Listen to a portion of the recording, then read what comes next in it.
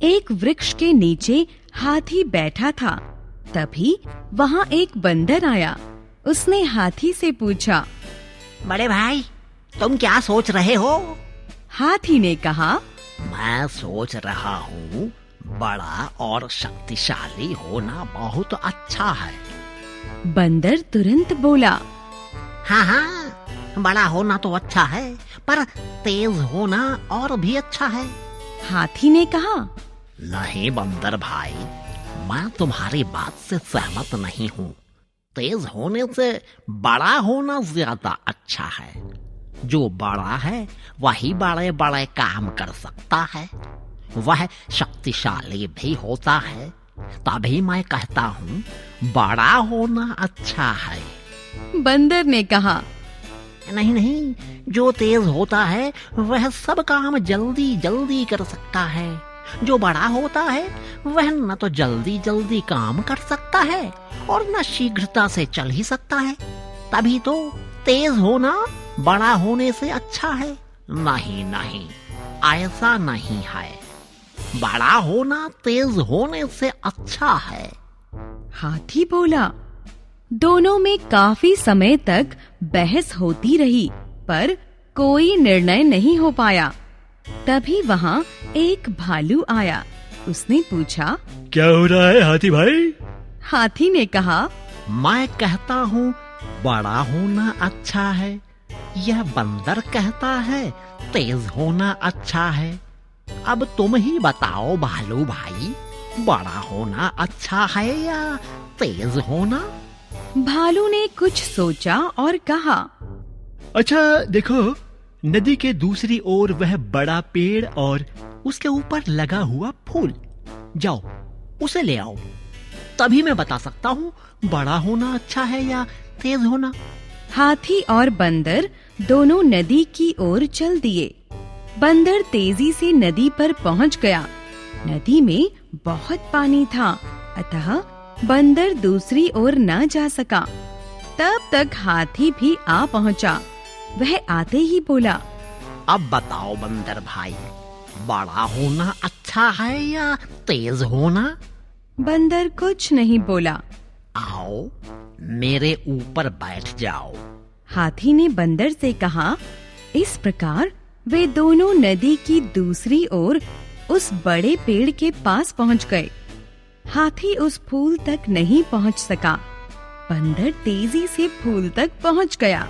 उसने हाथी से कहा, अब बताओ बड़े भाई, तेज होना अच्छा है या बड़ा होना?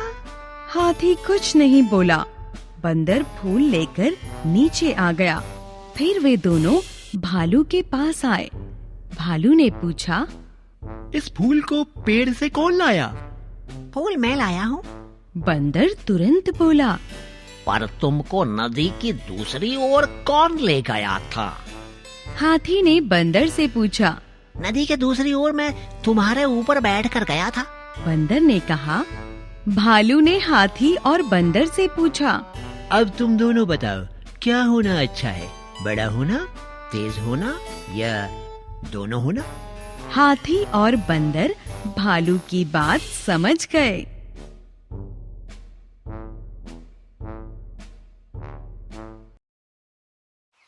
ये कहानी एक गधे की है जिसका मालिक एक धोबी था।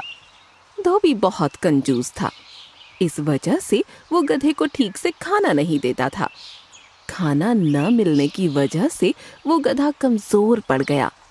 कई बार धोबी उसे दूसरी जगह भेज देता ताकि वो जाकर घास खा सके। एक दिन गधा खाने की तलाश में अपने घर से दूर जंगल की ओर चला गया। जंगल में चलते चलते उसके पास एक गीदड़ आया और उससे बोला, क्या बात है मेरे दोस्त, तुम इतने कमजोर क्यों लग रहे हो?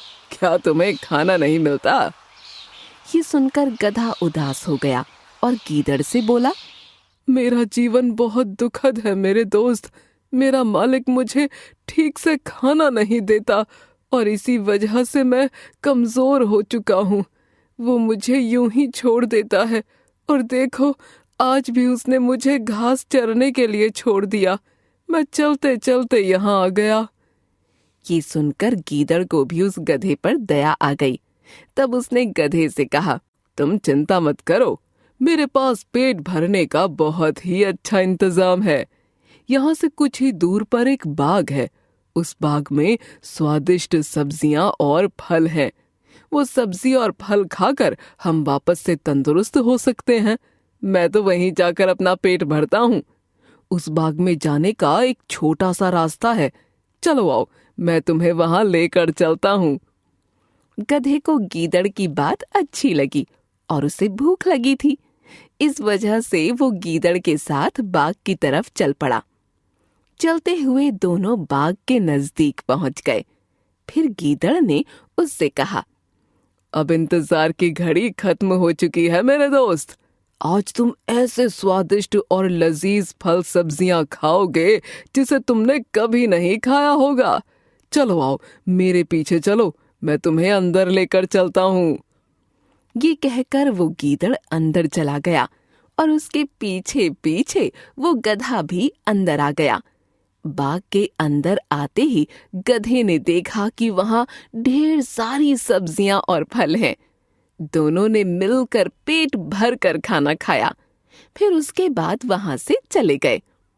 अब वो गधा खुश था, इसलिए गधे ने निर्णय किया कि वो वापस घर नहीं जाएगा और अपने दोस्त के साथ यहीं रहेगा। वो दोनों रोज उस बाग में जाकर अपना पेट भरते थे। दोनों का जीवन अच्छा चल रहा था और गधा तंदुरुस्त हो चुका था। एक दिन दोनों बाग में गए। वहां गधे ने जमकर फल और सब्जियां खाईं। उसका पेट इतना भर गया था कि वो अपना होश खो बैठा। तभी उसने अपने दोस्त गीदड़ से कहा,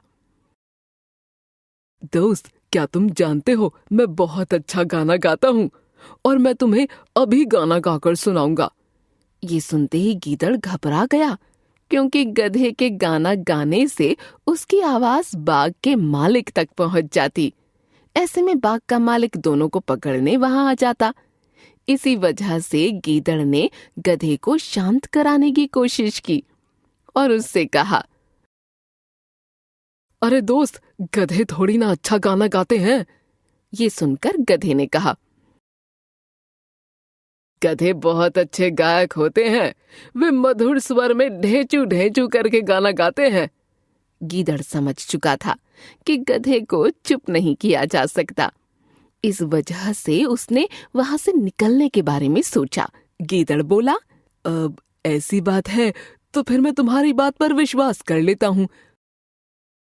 मुझे तो लगता है कि तुम बहुत अच्छे गायक हो और तुम्हारा गाना सुनकर इस बाग का मालिक तुम्हें फूलों की माला पहना देगा। लेकिन मैं भी तुम्हें फूलों की माला पहनाना चाहता हूँ। तुम एक काम करो, मेरे जाने के बाद तुम अपना गाना शुरू करना, तब तक मैं फूलों की माला लेकर आता हूँ। ये कहकर वो गीदड़ वहां से चला गया और फिर गधे ने अपना गाना गाना चालू किया। उसकी आवाज सुनकर बाग का मालिक दौड़ते दौड़ते उसके पास आया। जैसे ही उसने गधे को देखा तो वो समझ चुका था कि उसके बाग का खाना वो गधा चुराकर खाया करता था। ऐसे में उसने उस गधे की खूब पिटाई की और वहां से भगा दिया। इस कहानी से हमें ये सीख मिलती है कि अगर कोई हमें हमारी भलाई की बातें कह रहा है और कुछ अच्छी बात समझाने की कोशिश कर रहा है तो हमें उसकी बात माननी चाहिए। कभी कभी ऐसे लोगों की बात ना मानने से हम मुसीबत में पड़ जाते हैं। इस कहानी में भी गीदड़ ने गधे को अच्छे से समझाया, लेकिन गधे ने गीदड़ की बात नहीं मानी और वो पकड़ा गया।